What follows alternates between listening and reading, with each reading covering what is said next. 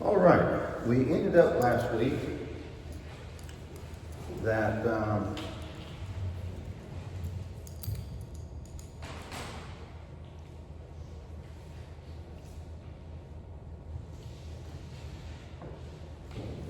think my computer jumped ahead. Yeah, here we go.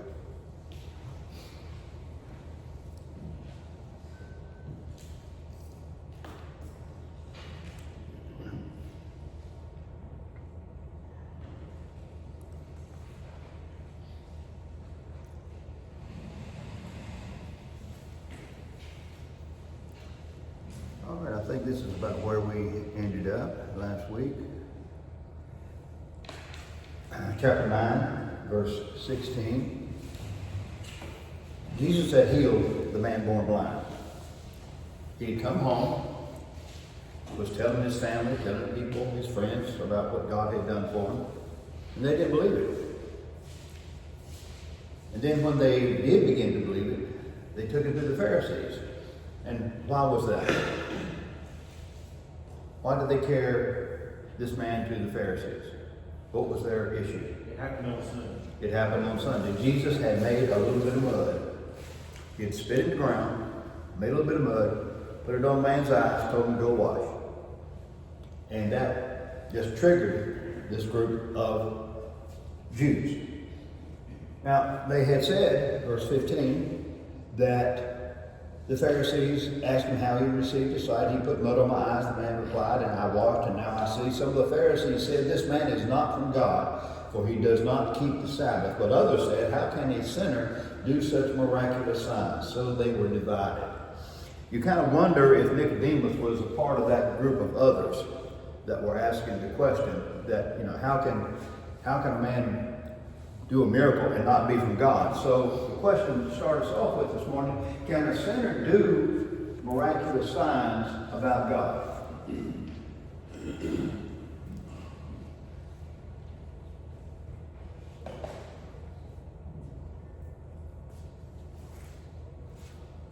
Don't be afraid to answer. Can sinners do a miraculous sign? A revelatory sign about God?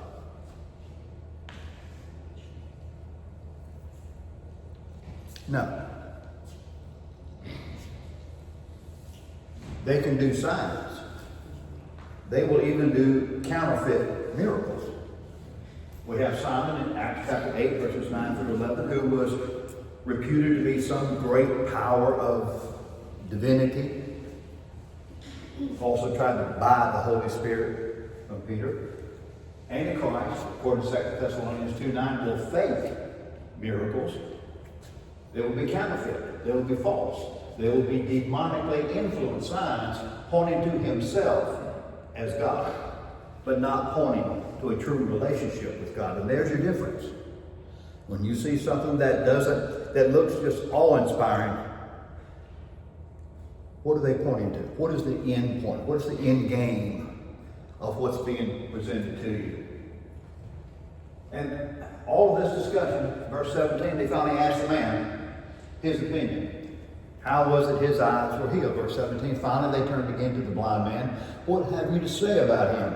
It was your eyes he opened. And the man replied, he is a prophet. The Jews still did not believe that he had been blind and had received his sight until they sent for the man's parents. Is this your son? They asked. Is this the one you say was born blind? How is it that now he can see? We know he is our son, the parents answered, and we know he was born blind. But how he can see now, or who opened his eyes, we don't know. Ask him. He is of age. He will speak for himself. His parents said this because they were afraid of the Jews. For already the Jews had decided that anyone who acknowledged that Jesus was the Christ or the Messiah would be put out of the synagogue. That is why his parents said, he is of age, ask him. Verses 18 through 23 give to us the extent some people will go to deny the reality of Jesus Christ. They still didn't believe the story. Here's a man standing in front of them, miraculous. Something purely miraculous had happened. They still didn't believe it. So they called his parents. Now he is of age, so evidently this was a man who was probably 18, 20, 25 years old, somewhere in that age range maybe older. But he was of age to be questioned. And they called his parents. And look at this. His parents even deflected any further involvement with their son over Jesus for fear of being ostracized. Verse 22. Micah chapter 7 verses 5 and 6 prophesied this. Matthew chapter 10 verses 34 through 38. Jesus says that because of him, parents will be divided against their children. Children will be divided against their parents. We see an amazing incident or example of this right here in this chapter. This is before Jesus had even died, buried, resurrected, and ascended. Family members were separating themselves from other family members over Jesus Christ.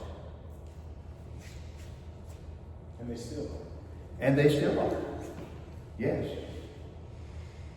I have had some instances with family members where we have been divided over Jesus Christ. Have you had that? Have any of you had that issue with family members? I mean, you don't have to give names and situations, but have you experienced that? Yeah. Yeah. Yeah. And that's the power of the gospel on one hand, but it's also the depth of sin on the other. That some people will go to any type of place to deny the reality of Jesus Christ. So then in verse 24 through verse 33, we have the witness of facts. Look at this. A second time, they summoned the man who had been blinded. Give glory to God, they said. We know this man is a sinner. He replied, whether he's a sinner or not, I don't know. One thing I do know, I was blind and now I see. Then they asked him, what did he do to you? How did he open your eyes? He answered, I have told you already, and you did not listen. Why do you want to know, or why do you want to hear it again? Do you want to become his disciples too? He's noted that he's already a follower, and he doesn't even know who he follows. But this man's a prophet, this man's of God. I'm his disciple, whoever he is, you know. Then they hurled insults at him and said, you are this fellow's disciple. We are disciples of Moses. We know that God spoke to Moses, but as for this fellow, we don't even know where he comes from. The man answered, now that is remarkable. You don't know where he comes from, yet he opened my eyes. We know that God does not listen to sinners. He listens to the godly man who does his will. Nobody has ever heard of opening the eyes of a man born blind. If this man were not from God, he could do nothing. Their response was, you were steeped in sin from birth. How dare you lecture us? And it threw him out. Sin or not, I don't know. One thing I know, I was blind, now I see. Perhaps they hoped to intimidate him. When they asked him again, there in verse 26, what did he do to you? How did he open your eyes? You kind of wonder why they asked that the second time. They'd already asked, and he'd already told them. You kind of get the feeling that maybe they were trying to intimidate him, that he would change the story, or else change his opinion about this man, Jesus. And he's a smart man. I like this guy. He is very smart. And he says, I've already told you. Do you want to be his disciple too? You just kind of wonder, maybe there was a smile on his face when he said that. I don't know, you know. And once again, when they couldn't argue with the truth, they start slinging mud. We're Moses' disciple, you know. We're pulling the privilege card here. We're Moses' disciple. We don't know where this guy comes from. He's been telling them for 3 chapters during this period where he came from. Billy was thinking their minds as high and mighty as they felt that they would think. There was such a person that came to us first. Yeah, that Jesus totally blew away the pride, the vanity, the arrogance, the hypocrisy, the foolishness, the ignorance, if you will, of the Pharisees, who were the top dog of biblical learning in that day. Jesus blew that away. Yeah. Billy, something that's always amazed me is how the Jews, the Jewish people, having given the 4th commandment, and they keep the Sabbath holy, how they can take it such to an extreme. Yeah. But I got to thinking about that, and sometimes we do the same. Yeah. This is what you got to do to be saved. Mm-hmm. You know, you got to join church. You got to be baptized. Water baptism. Pop, pop, pop. Yeah. We kind of do the same sometimes. Yeah, we do. How many of you have ever heard that you got to clean up if you're going to be a Christian? Yeah. Ever heard that? In other words, if you ain't cleaned up according to what I think you need to be cleaned up like, then in my mind, you're not a Christian. That's Pharisaic intelligence right there. And we do that. We do it especially on Sunday, which that was yesterday, by the way. Because this is the first day of the week. This is why we meet on Sunday. Jesus rose on the first day of the week. Today is not the Sabbath. We call it that, and it looks like that on the calendar. But if you're talking about it religiously, spiritually, this is the first day of the week. This is why we're getting together. Otherwise, we should have met yesterday. Like the Jehovah's Witnesses, Seventh-day Adventists, and whoever else, a bunch of little cults out there. And here it comes with how the man answered that response. Some common sense, which is what we're talking about right now. Look at what he says to them. This is remarkable. You don't know where he comes from? Yet he opened my eyes. We know that God doesn't listen to sinners. He listens to the godly man who does his will. Nobody has ever heard of opening the eyes of a man born blind. If this man were not from God, he could do nothing. He gave him some common sense, and then he gave him some scripture. God does not listen to sinners, but to the godly man. That's a quote from Psalm 66, verses 18 through 20. Now, God doesn't listen to sinners.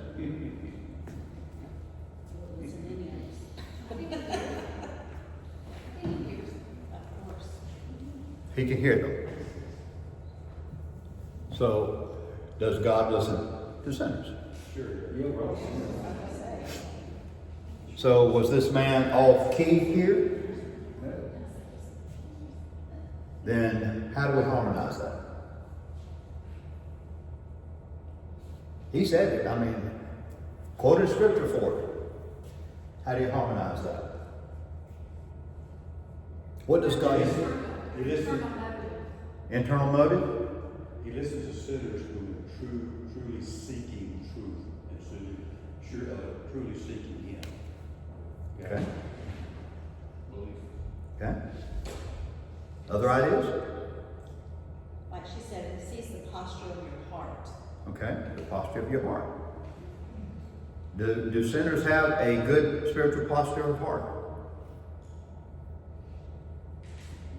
Are you talking about non-saved sinners? Or Yeah. all of us? I'm are talking. saved? I'm talking non-saved. Okay, that makes a difference. Yeah, it does. It makes a difference.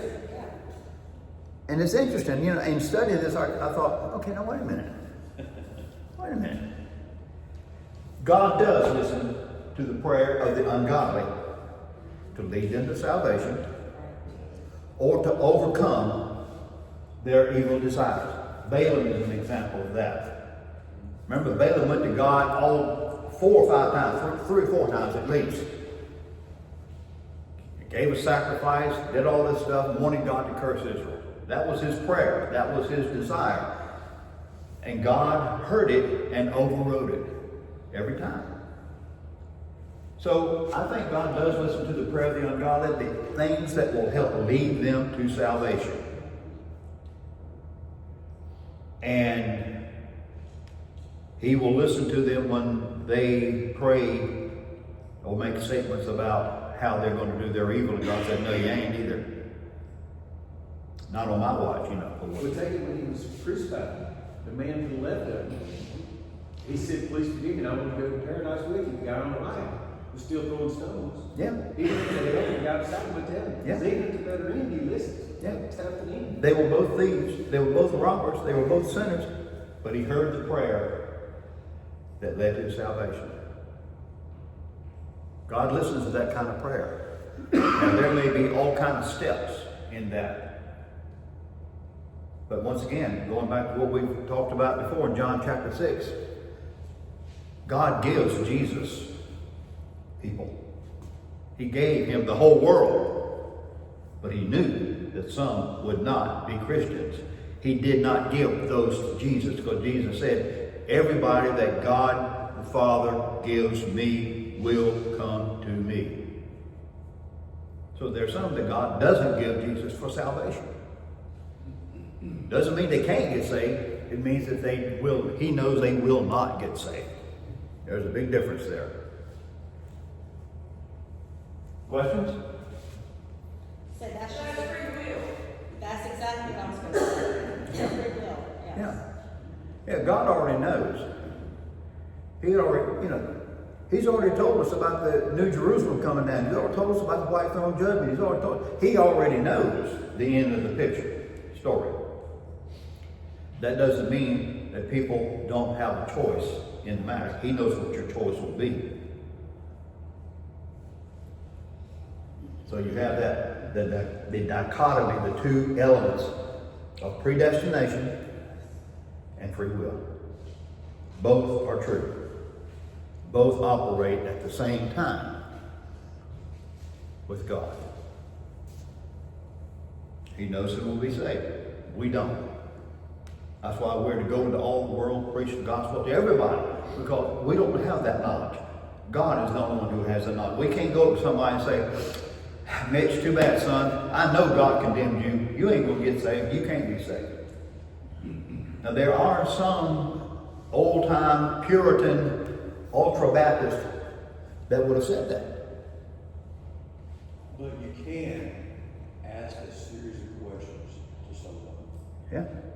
And determine what they're putting faith in. Yes. For salvation. Yes. You can ask a series of questions. Yes. If they're saying that I put my faith in the finished work of the cross, or Christ did for me, then they are saved.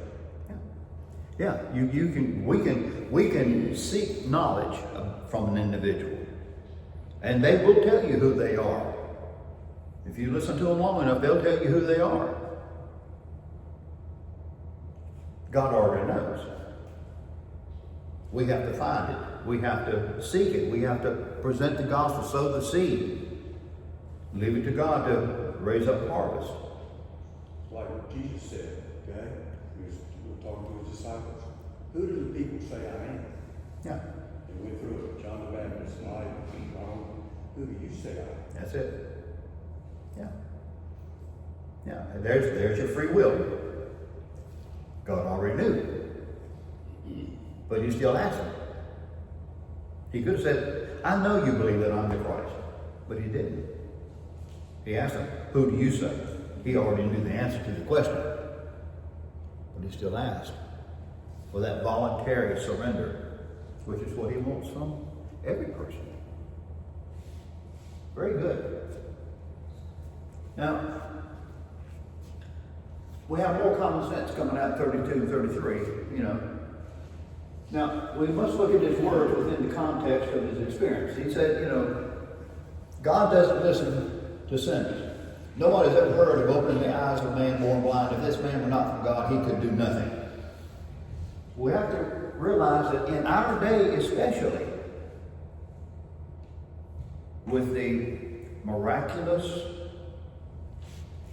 events involved with AI, we could see things happen that will be totally miraculous to us. But remember our discussion about Antichrist. There will be false miracles. They will be counterfeit because they do not point to God, to Jesus Christ. They will point to himself. And here's verse 34, here's the carnal judgment. They replied, you were steeped in sin at birth. Remember the disciples asked, who did sin, this man or his parents, that he was born blind? And Jesus had to correct it, said neither. This man has this situation for the glory of God.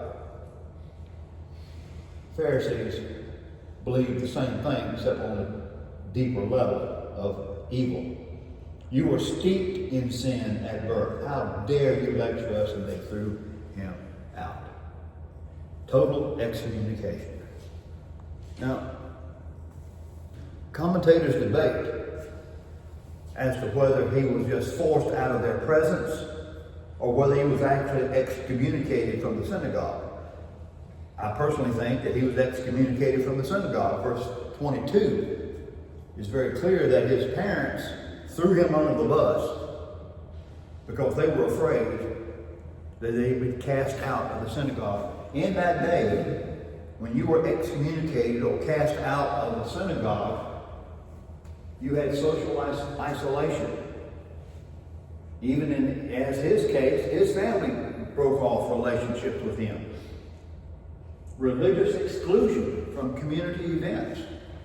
Economic hardship. Often people refuse to do business with a person that had been cast out of the synagogue.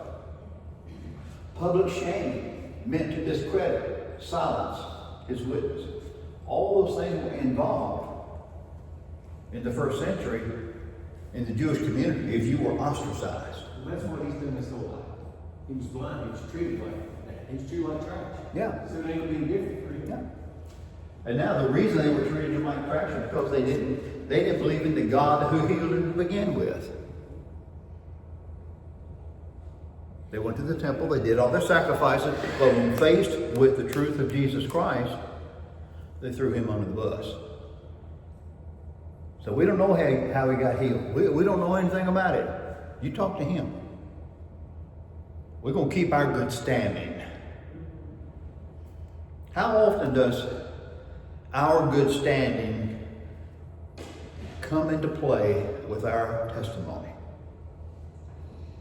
Is it ever a problem? Afraid of what people say about you at work? Afraid of what other family members will say about you? Afraid of what other people in the church will even say about you? I mean, these were religious people that were doing this. I think maybe more than we like to admit, our desire for acceptance sometimes overrides our obligation to Jesus Christ. Mike and I lived in Utah for 6 years, and the Mormons, they follow that. I mean, if you step away from what they believe, you're ostracized, you're excommunicated. I mean, we have people in our Baptist church that families turned their back on Yeah. when they became Christians. Mhm. So, I mean, it's still very prevalent Yeah, today. still very prevalent. Yes. Excellent example. Mhm. And it's a powerful force to think about your loved ones turning their back on you because of Jesus Christ. What if you weren't such a Christian? And they might not turn their back on you, but say things like that to intimidate, ridicule you, like, just keep that family, just make it. Well, I really don't think if they're treated like that, you should have anything to do with them. Because they ain't going to have that attitude. Just stay away from them and get your mind right. Yeah. It ain't as easy for some people as it is for others, though. That's true. But I think that's something that we have to wrestle with in our lives. Whose acceptance do we value more? Job, people, friends, family, or the acceptance of Jesus Christ? It can get kind of close sometimes. Well, I gotta turn to this thing with Jesus, I only got so many years after living family. Do what? I said, I gotta turn to this thing with Jesus, I only got so many years after living with family. You gotta put your values at You least. gotta put your back, yeah. Got it? You know, but I think just your whole point is the seriousness of the gospel. Yeah. Like, this isn't a joke, right? Your true Christian life, it matters. And like, daily dying to Christ is daily dying to Yourself. and other people's view of you, even in the church, even in your family. You know, so many people will work to control others Mm-hmm. in various degrees. Yeah. And it does take courage. I mean, you know what I mean? Be strong and courageous. Like, you have to be strong and courageous in your faith every day. And I think that always going forward in your life, like, you should be growing stronger. Indeed. All the time because of your ability to say no to the world. Yeah. And that's the challenge that we all face every day. Saying no to the world. In some form, some way. That's the challenge we face every day. And Hebrews tells us, run the race. It's not a sprint, it's a marathon. Run the race with patience, looking unto Jesus. Crucify the flesh, take up your cross. Following all those things tell us salvation is an instantaneous work of God's grace. Sanctification and growth and learning and being more controlled by God is a daily process for the rest of our lives. Amen, brother. That's for sure. And, you know, this man faced a terrible result of believing in Jesus. Now, when Jesus is rejected, the hatred that they have to deny and ignore and attack, even those changed by his grace and power. They hate what Jesus does. I worked with a guy, I knew a guy, I didn't work with him, but we were in the same line of business. I was painting houses, he was hanging sheetrock and stuff like that. Rough dude. Got saved. Supposedly. Now, I'm assuming that he did, that's what he said. His father, and I knew his dad, would go on 6 or 7 week drunks at a time. Very wicked-minded man. Jumped all over him for being a Christian. Accused him of trying to be better than the rest of the family. And intimidated him to stop going to church, stop fellowshipping, being around Christians. He stopped that. Now, whether he was truly saved, I don't know now. You know, I've kind of lost contact with him. But this was, you know, this guy was facing what that young man was facing back years ago. When Jesus is rejected, that hatred will deny and ignore and attack even those changed by his grace. We're facing some of that today. Was it England now? You can talk trash about a Christian or Jew all you want. But you can't talk trash about transgenders, homosexuals, Muslims. They'll put you in jail. But we're coming up on the anniversary of 9/11, and people turned to God then because they didn't have anywhere else to turn to. Yeah. And it's interesting how religious people get in a catastrophe. Now, I wonder No what. atheist in a foxhole? Yeah. Do what? No Yeah, I've heard that. But you kind of wonder, after 9/11 and after, by the 2020s, we had gays in the military, transgender people being pushed in the military. We have gender affirming care for children. And the real military people quit. Real military people quit. So the religious of 9/11 was for the moment, for many people. Not all of them, but for many. And that's unfortunate. That's unfortunate. But Billy, it should be of no surprise to any of us. It should be of no surprise to any of us. No. Because the Bible tells us this is what's going to happen. Yeah. Yeah. But it just, It ain't gonna get better. no, it ain't gonna get any better. It ain't gonna get any better. And it's very public, and coming from our leaders, the one lady, she's in government, I don't know what her office was, but when the tragedy happened with the kids and the shooting at the Catholic Church, she said, those people don't need prayers. Those young adults, they need Muslim, they don't need prayers. Yeah. And that's what they were asking for. There's an undercurrent. As much as has changed in America over the last 7 months, we're still seeing a growing power that is an undercurrent in society. They reject what is being done, they hate what is being done, and they will persecute when they get the chance what is being done. It ain't gonna go away. No. And it's going to grow.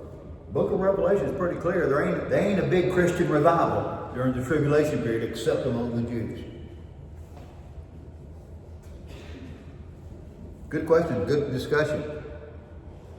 Now, from verse 35 through verse 41, we have sight, desired sight, reality sight, and then no sight. Look at this. Jesus heard that they had thrown him out. And when he found him, he said, "Do you believe in the Son of Man?" "Who is he, sir?" the man answered, or asked. "Tell me so that I may believe in him." Jesus said, "You have now seen him.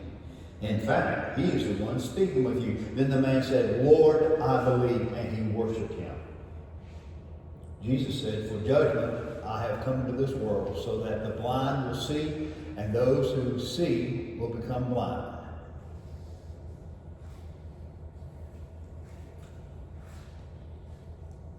What a wonderful assurance is given in verses 35 and 36. Jesus heard that they had thrown him out, and he found him. This man had sight, but he needed spiritual sight. He was getting pretty close back there earlier when he said, he's a prophet and I'm his disciple. But he needed spiritual sight. Jesus found him. Remember what we talked about already this morning, John chapter 6, verses 37 through 40. All that the Father gives me will come to me, and he that comes to me I will in no wise cast out. Here's a wonderful example of that promise. No one who will believe and is attacked by the lost will ever be left alone. Jesus will always find you. That's a wonderful assurance for us. The whole world may attack us. Jesus will still be there. He's promised that. Now, from that needed and desired sight, Jesus asked him if he wants real sight. Do you believe in the Son of Man? This man's spiritual sight hunger is next shown. He says, "Who is he that I may believe in him?" And Jesus tells him, the one you're talking to right now is the one who did this. And he said, "I believe," and he worshiped him. Now, compare this with the crippled back in chapter 5, verses 7 through 15. The crippled man who laid up by the pool, Jesus told him to take up his bed and walk. He got right up and walked. We didn't see any of this with that man. Kind of makes you wonder, how hard-hearted was that guy? He walked away from spiritual healing. He had physical healing, but he walked away from spiritual healing. Jesus has said he will not cast out any who come to him. Now, and I read verse 39, so verse 40 and 41. Some Pharisees who were with him heard him say this and asked, "What? Are we blind too?" What a shock, huh? Yeah. Jesus said, if you were blind, you would not be guilty of sin. But now that you claim you can see, your guilt remains. Jesus says for evaluation or consequence. That's what that word judgment means. I have come into this world. And Jesus' evaluation of these Pharisees leads to the consequence. The blind will see, and those who see will become blind spiritually. Even blind, you can truly see. And even seeing, you can be truly blind. And we get to the no sight. I know, they're ringing the bell, I understand. What does Jesus mean in verse 41? If you were blind, you would not be guilty of sin. But now that you claim you can see, your guilt remains. What is he talking about here? Or do we need to pick this up next week?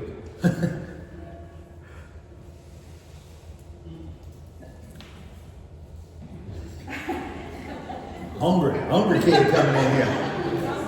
Let him run that bell. That means the old man's supposed to leave and the young people are supposed to come in here and eat. That's what that means.